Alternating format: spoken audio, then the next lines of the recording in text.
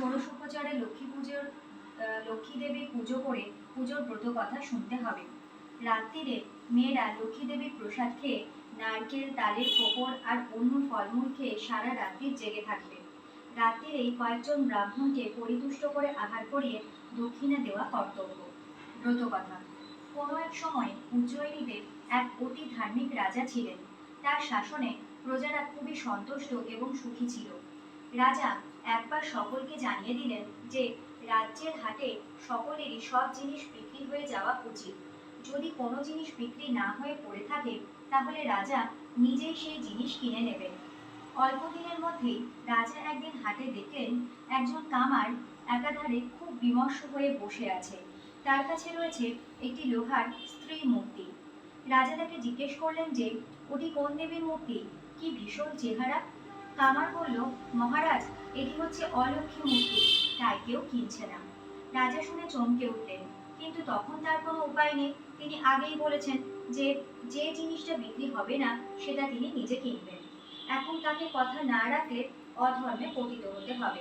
সেই কারণে রাজা মূর্তিটিকে কিনে নিয়ে নিজের ঠাকুর বাড়িতে রেখে দিলেন। এরপরই একদিন মাঝরাত্রিরে রাজা তার পুরীর মধ্যে একাধারে একটি স্ত্রী মূর্তিকে হঠাৎ খুব কাঁদতে দেখতে পেলেন।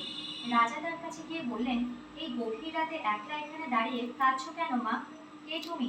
স্ত্রী মূর্তি বলল, মহারাজ, আমি আপনার রাজলক্ষ্মী, আজ আপনার রাজবাড়ি থেকে চলে যাচ্ছি। রাজা বললেন, কেন মা, আমি কি দোষ করেছি? স্ত্রীমূর্তি বললেন, আপনি রাজপুরীতে অলক্ষ্মী এনে রেখেছেন মহারাজ, তাই আমার আর থাকবার উপায় নেই, সেই জন্য আমি চলে যাচ্ছি। এই বলে ভাগ্যলক্ষ্মী অন্তর্হিতা হলেন। সেই রাত্রে রাজার ভাবনায় ঘুম হলো না। তিনি গভীর রাত্রে ঘরের বাইরে এসে দেখেন একটি সুন্দরী মেয়ে প্রাসাদ থেকে বেরিয়ে যাচ্ছেন। তিনি তাকে জিজ্ঞেস করলেন, তুমি কে মা? এত রাত্রে কোথায় যাচ্ছ? তিনি বললেন, আমি এই রাজ্যের যশোলক্ষ্মী। অলক্ষ্মীর আসার জন্য আমাকে চলে যেতে হচ্ছে। এই বলে তিনিও অন্ধকারে মিলিয়ে গেলেন। পরদিন রাত্রে রাজা দেখলেন একজন দেবকান্তি পুরুষ এবং একজন দেবী প্রাসাদ থেকে বেরিয়ে যাচ্ছেন। তিনি তাড়াতাড়ি এসে জিজ্ঞেস করলেন, আপনারা কে এবং চলে যাচ্ছেন কেন? দেবী বললেন, আমি তোমার কুললক্ষ্মী, তুমি অলক্ষ্মীকে আশ্রয় দিয়েছো বলে চলে যাচ্ছি। এই বলে তিনি চলে গেছেন। এবার দেবমূর্তি বললেন, আমি ধর্মরাজ, তুমি অলক্ষ্মী আনার জন্য আমায় চলে যেতে হচ্ছে। রাজা বললেন, প্রভু, আমি আমার ধর্ম অর্থাৎ আমার প্রতিশ্রুতি পালন করবার জন্যই অলক্ষ্মীকে ঘরে আশ্রয় দিয়েছি। আমার ধর্ম আমি পালন করেছি, আমি কোনো অধর্ম করিনি, কাজেই আপনি কোনো বিচারে আমায় ছেড়ে যেতে পারেন না। ধর্মরাজ রাজার ন্যায় কথা শুনে আর চলে যেতে পারলেন না। এদিকে অলক্ষ্মীর দৃষ্টিতে রাজার লোকজন, ঝি চাকর, হাতি ঘোড়া, ধনরত্ন সব ক্রমেই যেন কোথায় মিলিয়ে গেল।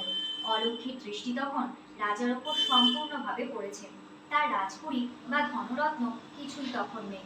তাকে তখন থাকতে হয় একটি কুঁড়ে ঘর, আর রানী নিজের হাতে রান্না করে রাজাকে খেতে দেন। এইভাবে রাজার দিন যায়। এরই মধ্যে আশ্বিন মাসের এক পূর্ণিমা তিথিতে রানী পরিবেশন করছেন আর রাজা খেতে বসেছেন। রাজার পাতের পাশে কতগুলো পিঁপড়েও এসে জমা হয়েছে। আগে রাজা নানা রকম তরকারি আর ঘি দিয়ে ভাত খেতেন, কিন্তু এখন তার জোটে না। সেই জন্য পিঁপড়েগুলোও বলল, হায় হায়, রাজার কি দুর্ভাগ্য দেখো, আজ রাজার পাতে এক ফোঁটাও ঘিও পড়ে না। এই কথা শুনে রাজা হেসে উঠলেন। রাজাকে হাসতে দেখে রানী এই হাসির কারণ জিজ্ঞেস করলেন। রাজা বললেন, সে কথা শুনে তোমার কাজ নেই রানী, যদি আমি বলি তাহলে আমার মৃত্যু হবে। রানী কিন্তু তার জেদ ছাড়লেন না। রাজাকে বললেন যে হাসির কারণ তাকে বলতেই হবে। তখন রাজা আর কোনো কথা না বলে সামনের নদীতে নেমে গেলেন। এমন সময় নদীতে একটা মরা ভেসে যাচ্ছে। দেখতে পেয়ে একটা শিয়াল আর একটা শিয়ালি সেইখানে এসে উপস্থিত হলো। শিয়ালিটি শিয়ালকে বলল, ওই মরাটা এখানে টেনে আনো না, আমরা দুজনে খাই। শিয়াল তখন বলল যে ওই অগাধ জল থেকে মরাটাকে টেনে আনতে যাওয়া আর নিজের প্রাণটা দেওয়া একই কথা। তাছাড়া সে সামনের নদীর জলে দাঁড়িয়ে থাকা রাজার মতো বোকা নয় যে মেয়েদের কথা শুনে নিজের প্রাণটা দেবে। রাজা কথাগুলো শুনতে পেয়ে ভাবলেন যে পশুরা পর্যন্ত তাকে বোকা ভাবছে, তাই তিনি একটা গভীর বনের মধ্যে রানীকে নিয়ে গিয়ে সেখানে তাকে ছেড়ে দিয়ে চলে গেলেন, যেদিকে দুচক্ষু যায়।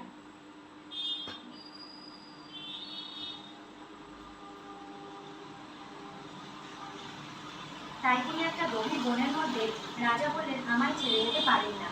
রানীকে নিয়ে গিয়ে সেখানে তাকে ছেড়ে দিয়ে চলে গেলেন যেদিকে দু চক্ষু যায়। এদিকে রানী একলা সেই বনের মধ্যে ঘুরতে ঘুরতে সন্ধ্যা হয়ে গেল। দেখে একটা আশ্রয় খুঁজতে লাগলেন।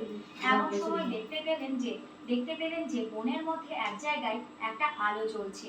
তিনি তাড়াতাড়ি সেই দিকে গিয়ে দেখলেন যে কতগুলি স্ত্রীলোক একটা পরিষ্কার ঘরের মধ্যে কি একটা পুজো করছে। রানী তাদের ওই পুজোর কথা জিজ্ঞাসা করতে তারা বলল আজ কোজাগরী পূর্ণিমা, তাই আজ পিটুলি দিয়ে লক্ষ্মীর মূর্তি করে পুজো করতে হয়। তুমি কে? রানী তখন বলল আমি কাঠুরের মেয়ে, বনে এসে হারিয়ে গেছি। আপনারা আমাকে আজকের মতন একটু আশ্রয় দিন, আর এই পুজো কি করে করতে হয় শিখিয়ে দিন। এই পুজোর ফল কি হয় তাও আমাকে বলে দিন। এরা সকলে ছিলেন মুনিদের স্ত্রী। তারা বললেন এই পুজো করে মা লক্ষ্মীর কাছে যা চাওয়া যায় তাই পাওয়া যায়। সংসার থেকে অলক্ষ্মী দূর হয়, তার উপর লক্ষ্মীর দয়া হয়। রানী তাদের কাছে রইলেন, পিটুলি দিয়ে ঠাকুর করলেন। সারাদিন তিনি তো উপসেই ছিলেন। সেই ভক্তি ভরে আর নিষ্ঠার সঙ্গে লক্ষ্মীর পুজো করে প্রসাদ, চিড়ে, নারকেল ও তালের ফোঁকর খেয়ে সমস্ত রাত জেগে রইলেন।